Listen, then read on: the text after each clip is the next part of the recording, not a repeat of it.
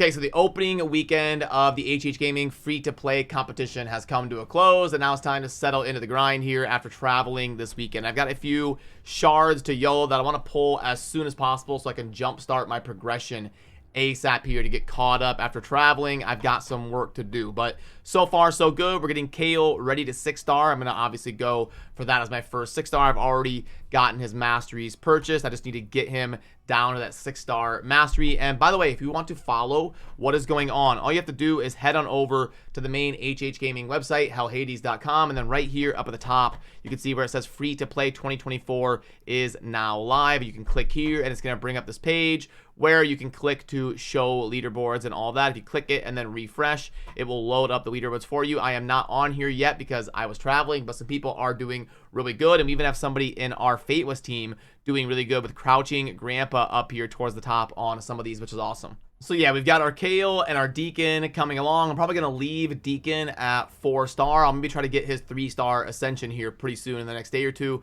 but I really need to get Kale up to 6-star as fast as possible. That is the priority, but I did get to a point where I've got the energy below max, which is super important because if you're not below max, you're missing out on a few hundred energy a day that you would generate over time as you're getting an energy tick every 3 minutes. As you can see right there, boom, we're going to get an energy tick right there to 17 as I speak. That's why it's so important to get below max energy ASAP, which can be hard to do on a new account because as you're leveling up and they're kind of showering you with new player resources, even as a free-to-play account, you've got a few hours that you can just straight barrel through without burning through your energy. So, okay, what have we got here? We've got a Void and 6 Ancients. Ideally, I get something out of this that can help me progress. I don't really want to wait for 2x Ancients or 2x Voids. It could be a few weeks, and I really need to hit the ground running and get some sort of an impactful rare, an Apothecary, or out of the Void, get a Cold Heart or a Bellower, something like that to really help me progress. So let's see what we're doing here, and hopefully we will get something big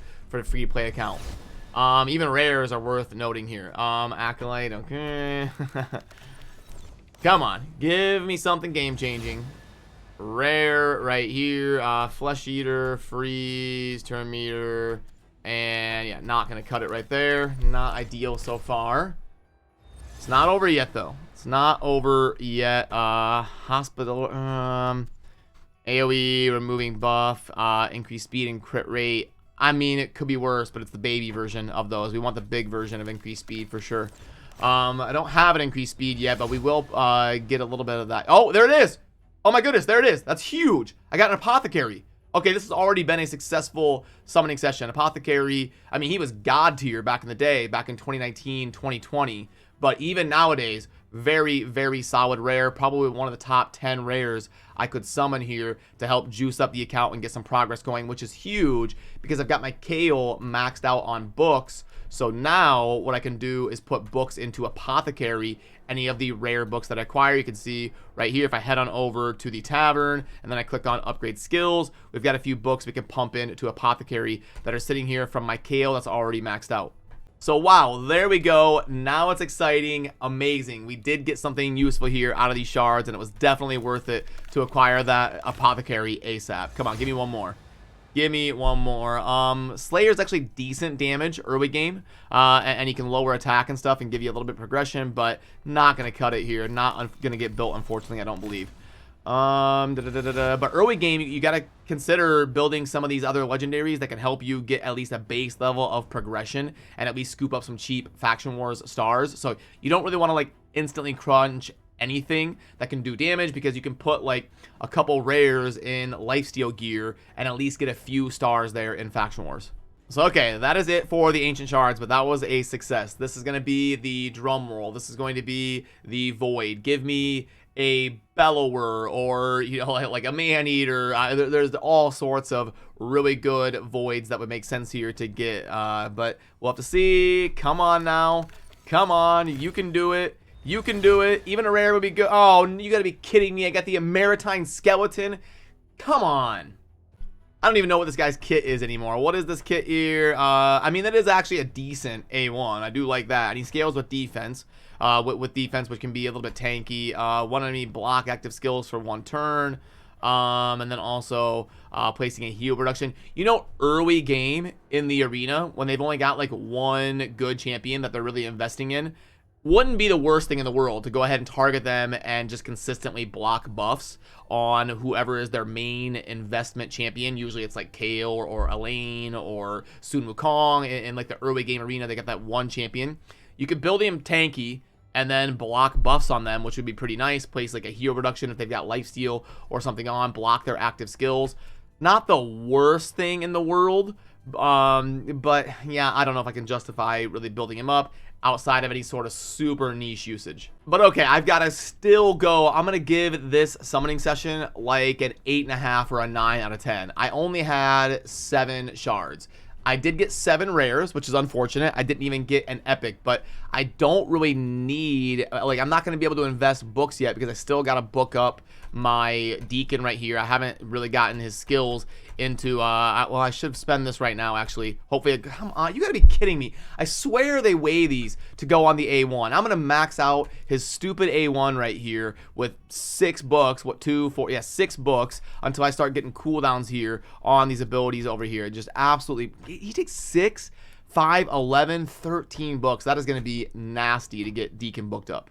But we can start investing in our apothecary, and then we've also got the Rathalos going on right now where we can go ahead and claim him here in a couple days. And then also a pro tip when you're doing all these call to the arbiter rewards that you can get from here, all you have to do is go into these episodes and then click on share episode, copy the link, and then once you do that, it gives you the resources. You don't have to actually go, it's not tracking if you like go paste it somewhere or something. You can get the 100 energy right there. And now I've got to get to work on booking up my apothecary. I'll probably at least get him to 4 stars, and then I'll leave him there at 4 for a little bit, and then go back to pumping into Kale and trying to get him to 6-star ASAP.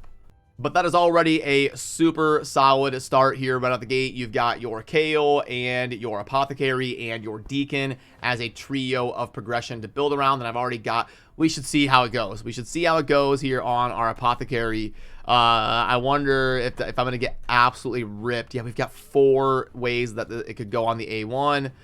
We really need these 2 on the A3. It's going to be, I've done this so many times over the last 5 years, and it's brutal. Every time. Every single time it's brutal. Okay, at least we got the A2. Come on now.